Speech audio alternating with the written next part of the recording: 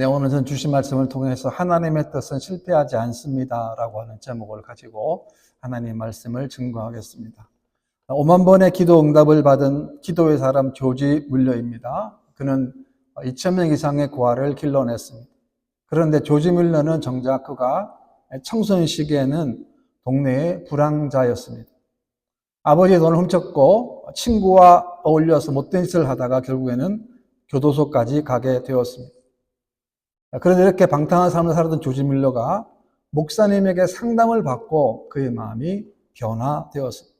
그 인생이 변화되었습니다. 그 목사님이 이렇게 상담을 해 주었습니다. 나쁜 버릇은 하루아침에 고칠 수 없지만 하나님은 한 번 택한 자녀를 절대로 버리지 않으신다. 그러므로 낙심하지 말고 노력하면 넌 반드시 훌륭한 사람이 될 거야 라는 상담의 그런 말을 듣고 이 조지 뮬러가 인생이 변화된 것입니다. 바다에 고기를 잡으러 나가는 어부는 풍랑을 피할 수 없습니다. 항구에 정박해 있는 배는 풍랑과 폭풍과는 상관이 없지만 일단 바다를 나가게 되면 비와 바람과 폭풍을 만날 수밖에 없는 것입니다. 우리 인생도 마찬가지입니다. 큰 풍랑과 폭풍을 만나게 되는 것이고 우리 신앙생활도 마찬가지입니다. 그런 풍랑과 폭풍을 만나게 되는 것입니다. 왜냐하면 우리가 하나님의 말씀을 지키려 노력하는 것은 결코 만만한 일이 아니기 때문에 그렇습니다.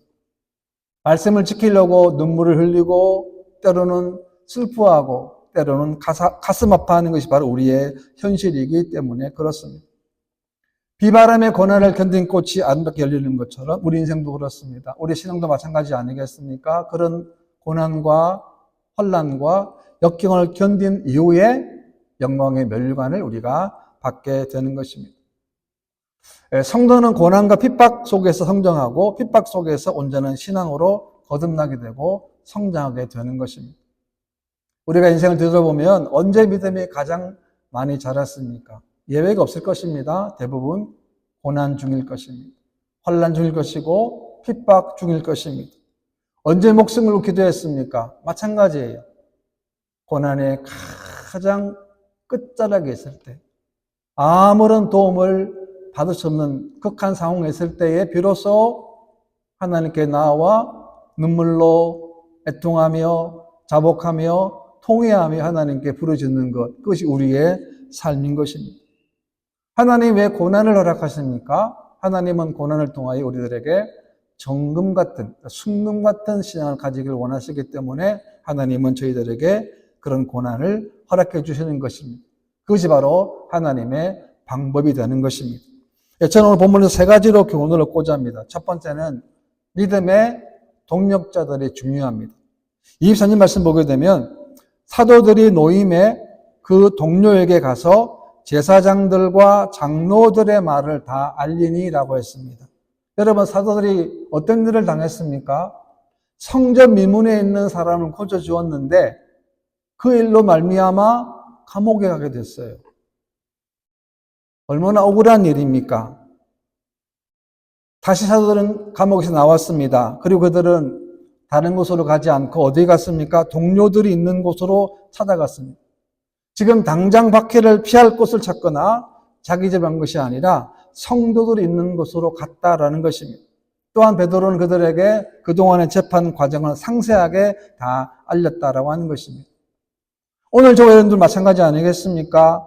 인간의 가장 큰 아픔과 고통을 나눌 사람이 필요한 것입니다. 그것이 가족이 되어야 되고 또한 그것이 바로 같은 교회의 성도가 되어야 할 것입니다. 한때 우리 한국에서 연예인들이 계속 자살하는 시기가 있었습니다. 대부분의 톱 연기자였고 톱 가수였는데 그렇게 화려했던 사람들 또 돈도 많이 벌었던 사람들이 자신의 마음을 나눌 사람이 없어서 인터넷에 억울한 말도 할 수 없는 억울한 거짓 정보 때문에 그 한마디 말할 사람이 없어서 스스로 목숨을 끊는 경우도 있었습니다. 한 사람만 있었다고 한다면 억울한 처지에 누명을 쓰고 안타까운 일을 말할 사람만 있었다고 한다면 그렇지는 않았을 것입니다. 그런데 그렇게 많은 화려한 스포트라이트를 받은 사람들인데요. 말할 사람이 없는 거예요. 그래서 어떤 사람들은 스스로 목숨을 끊고 말았습니다. 우리 성도들은 우리가 영적으로 서로가 서로에게 영적 동지가 되어야 합니다. 무슨 말입니까? 함께 울어야 되고 함께 웃는 자가 되어야 합니다. 함께 기쁨을 누리고 함께 슬픔을 누리는 자가 되어야 한다는 것입니다.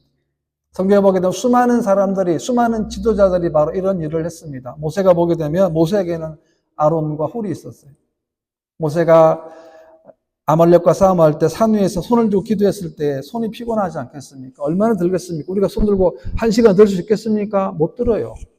얼마나 힘듭니까? 그런데 모세가 힘드니까 아론과 훌이 같이 들어주었다는 거 아닙니까? 그래서 이 하나님은 모세 손을 통하여 하나님은 밑에서 여호수아가 승리하도록.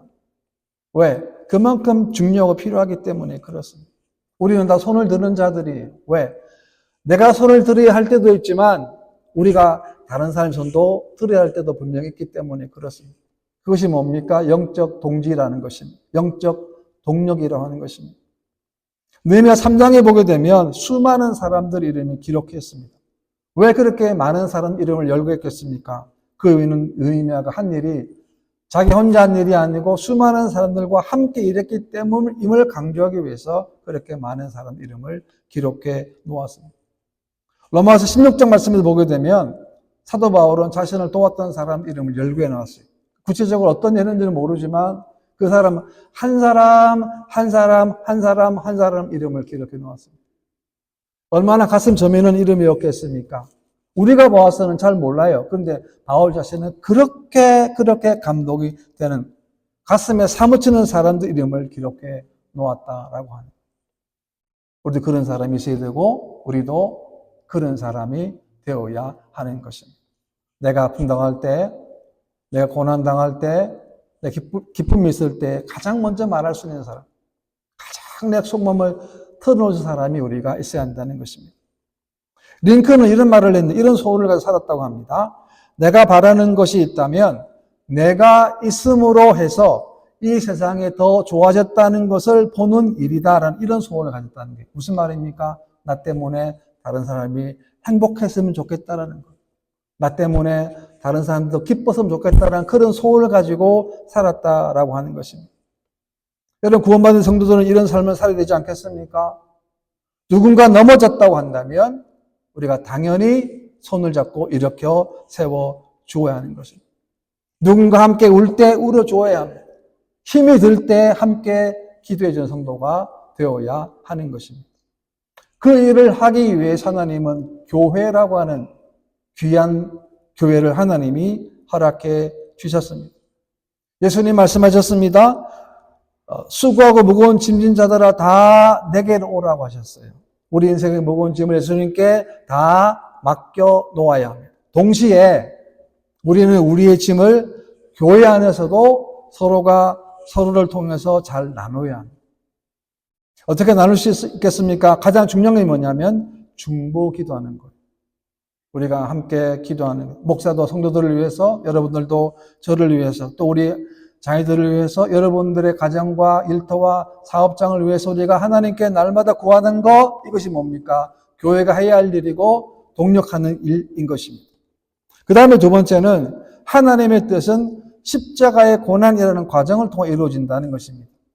25절을 보게 되면 또 주의 종 우리 조상 다윗의 입을 통하여 성령으로 말씀하시기를 어찌하여 열방이 분노하며 족속들이 허사를 경영하였는고 라고 했습니다. 예수님 이 땅에 오셨지만 사람들은 예수님을 받아들이지 않았습니다. 예수님을 배척했습니다. 예수님의 기적을 보았지만 그들은 예수님을 십자가에 못 박았습니다. 시편 1편에 보게 되면 어찌하여 이방 나라들이 분노하며 민족들이 헛된 일을 꾸미는가라고 했습니다. 시편에 나오는 메시아 예언의 말씀인데요. 이 분노하다는 것은 하나님을 거부하고 하나님께 반항한다는 뜻입니다. 무슨 말이냐 하면 하나님보다 인간의 뜻을 앞세웠고 하나님보다 자신의 뜻을 앞세웠다라는 겁니다. 그러니까 그 모든 것이 어떻게 됐다는 것입니까? 헛되다라는 거예요. 그들 허사가 다 허사라는 거예요. 무슨 말입니까? 그들이 자신의 계획을 세웠지만 하나님의 뜻을 그들이 무너뜨리지 못했다라고 하는 것입니다. 계속해서 보게 되면 세상의 군왕들이 나서며 관원들이 서로 꾀하여 여호와 그의 기름 부음 받은 자를 대적하며 라고 했어요. 여러분, 기름 부음 받은 누구를 말할까요? 바로 예수 그리스도를 말하는 것입니다. 여러분, 예수님을 대적하는 자는 결국은 망할 수밖에 없습니다. 실패할 수밖에 없다는 거예요. 왜 그럴까요? 하나님의 계획을 인간이 결코 무너뜨릴 수가 없기 때문에 그렇습니다. 아무리 힘이 있고 권력이 많다 할지라도 하나님을 대적하고 거부하여도 결코 하나님의 뜻을 이길 수가 없기 때문에 그렇습니다. 우리 십자가를 보게 되면 십자가에서 죽으신 예수님은 실패한 것처럼 보였지만 하나님은 예수님을 다시금 살리셨습니다. 십자가를 통하여 하나님은 구원의 역사를 이루셨다는 말인 것입니다.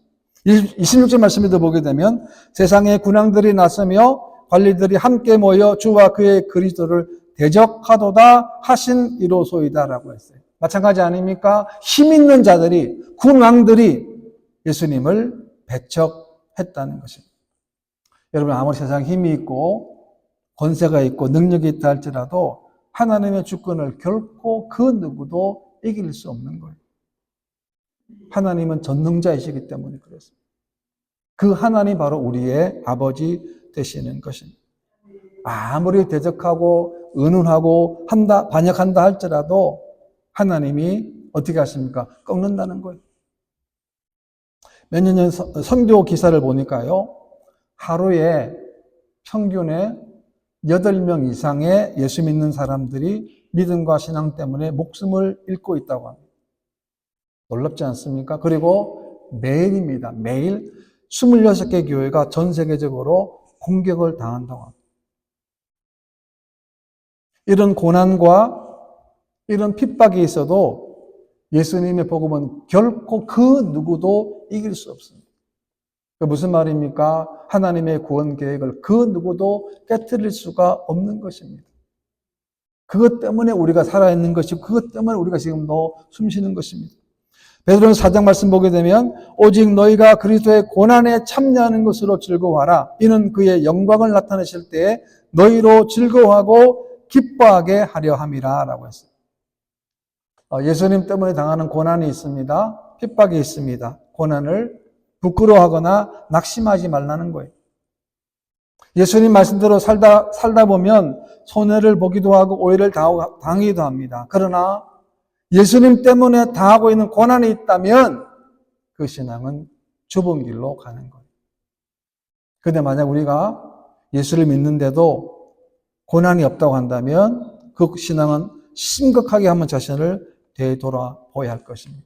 혹시 그 길이 세상 사람들이 좋은 넓은 길은 아닌지를 한번 우리가 스스로를 반성해 보아야 하는 것입니다. 왜 하나님은 고난에 참여하는 즐거워하라 그랬겠습니까? 그것은 하나님께서 고난을 통하여 이루실 놀라운 일이 있기 때문에 그렇습니다. 그래서 그것을 보면 우리가 기뻐할 수 있는 거예요. 고난의 시간은 잠시이지만 곧 머지않아 영광의 날이 올 것이기 때문에 그것을 믿기 때문에 우리가 기뻐할 수 있는 것입니다. 지금 당장 고난이 있습니까? 지금 당장 어려움이 있습니까? 지금 당장 아픔이 있습니까? 그것 때문에 기도하는 거예요. 그것 때문에 눈물이 나오는 겁니다. 그것 때문에 아픔이 있다는 거예요. 왜? 그걸 통해서 내 심령이, 내 영혼이 다시금 살아날 수 있기 때문에 그렇습니다. 1절의 말씀을 보게 되면 과연 헤롯과 본디오 빌라도는 이방인과 이스라엘 백성과 합세하여 하나님께서 기름 부으신 거룩한 종 예수를 거슬러라고 했어요. 여러분, 헤롯과 빌라도와 유대의 지도자 한 일이 무엇입니까? 그들이 합세했다는 거예요. 합세해서 뭘 했습니까? 예수님을 십자가에 못 박았습니다. 누가복음 23장에 보게 되면 헤롯과 빌라도는 원수였어요.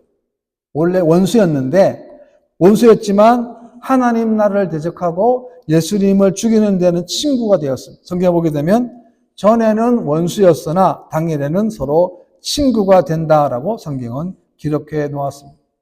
비록 헤롯과 빌라도 힘을 가진 권력 가진 사람들이었지만 그들은 결코 하나님 뜻을 이길 수가 없는 것입니다. 얼마나 놀라운 일입니까? 그 뜻 가운데 우리가 있다는 거예요. 28절 말씀을 보게 되면 하나님의 권능과 뜻대로 이루려고 예정하신 그것을 행하려고 이 성에 모였나이다 라고 했습니다. 무슨 말입니까? 하나님의 계획은, 하나님의 뜻은 고난 중에도 핍박 중에도 반드시 성취된다는 거예요. 다시 말하면 악한 대적들의 악한 계략은 결국에는 패배할 수밖에 없는 거예요. 지금 우리가 에스더를 보고 있지 않습니까? 에스더를 보게 되면 에스더와 하만이 나와요. 모르드게가 나와요. 참 그 에스더를 보게 되면 하나님의 놀라운 섬세한 계획들이 다 있다는 거예요. 유대인들을 전멸하려고 하는 하만의 계획이 있었습니다. 아주 그 누구도 그 계획을 막을 수가 없어요. 하나님의 목적이. 오히려 계획을 세웠던 하만이 죽습니다. 왜 그랬습니까? 하나님의 계획을 그 누구도 방해할 수가 없고 그 누구도 실패할 수가 없기 때문에 그렇습니다. 그러므로 고난 중에도 낙심하지 아니하고 더욱더 하나님을 신뢰해.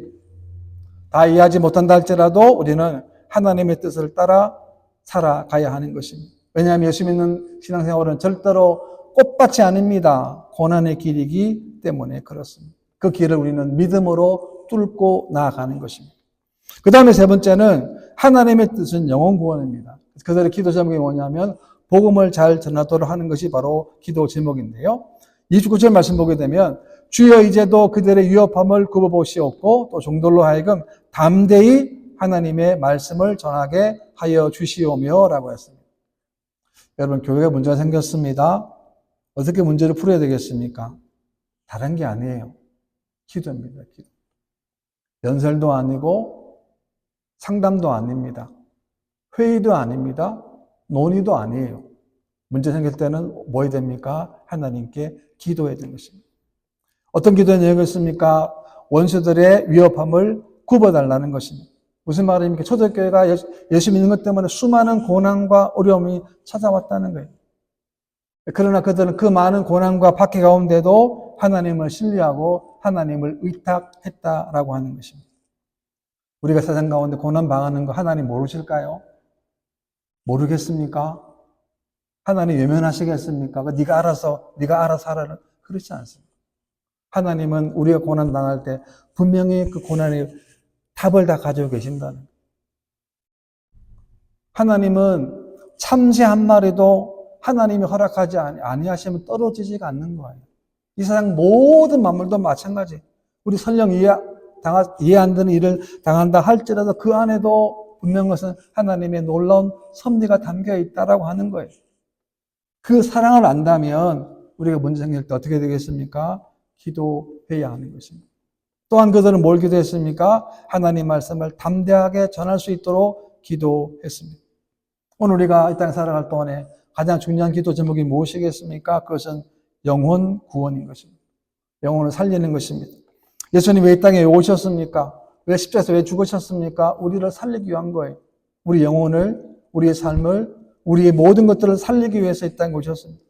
만약 우리가 구원받지 못한다고 한다면 우리가 가진 지식과 배경과 학문과 물질은 무슨 의미가 있겠습니까? 아무런 의미가 없다는 거예요.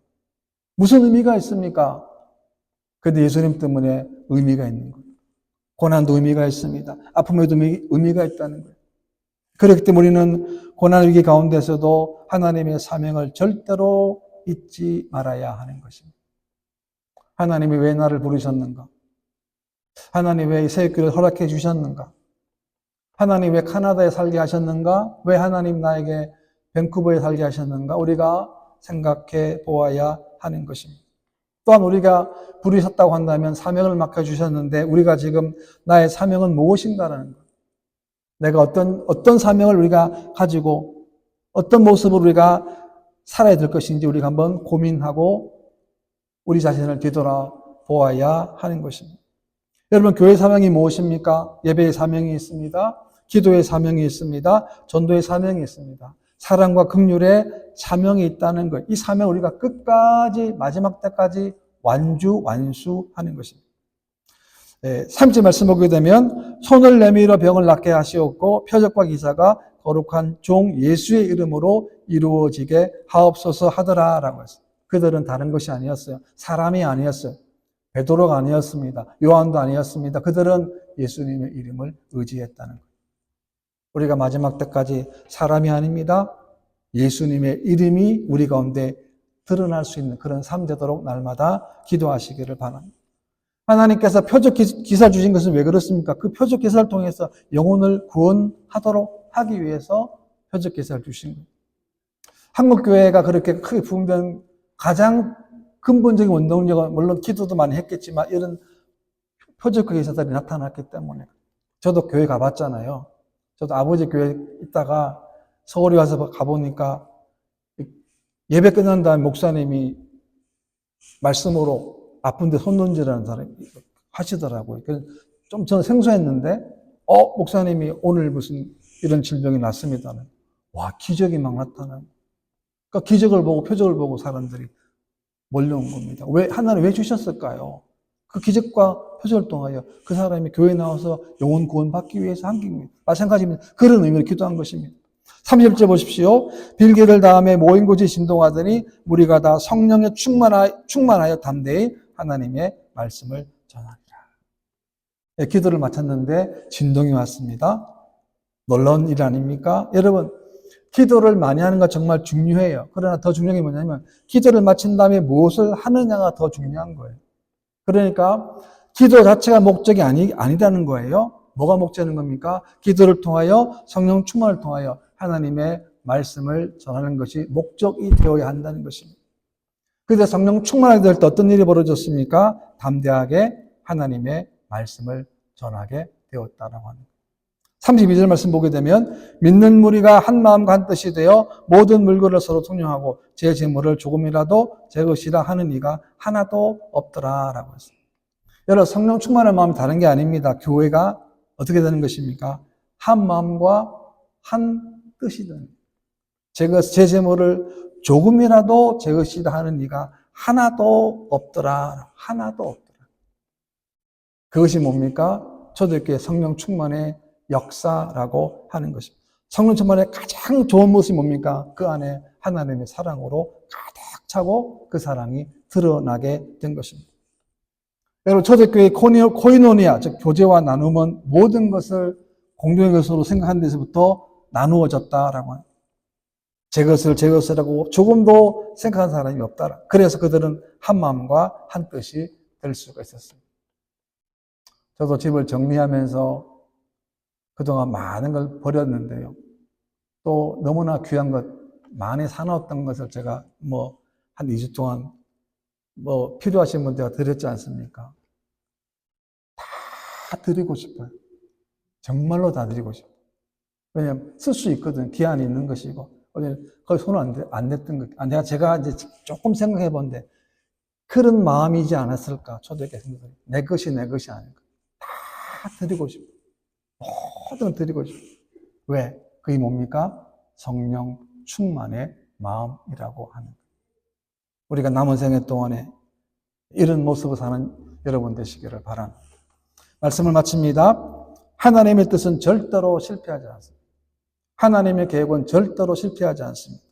제일 어리석은 사람은 누구입니까? 하나님의 뜻을 막는 사람이고 하나님의 뜻을 방해하는 사람인 것입니다.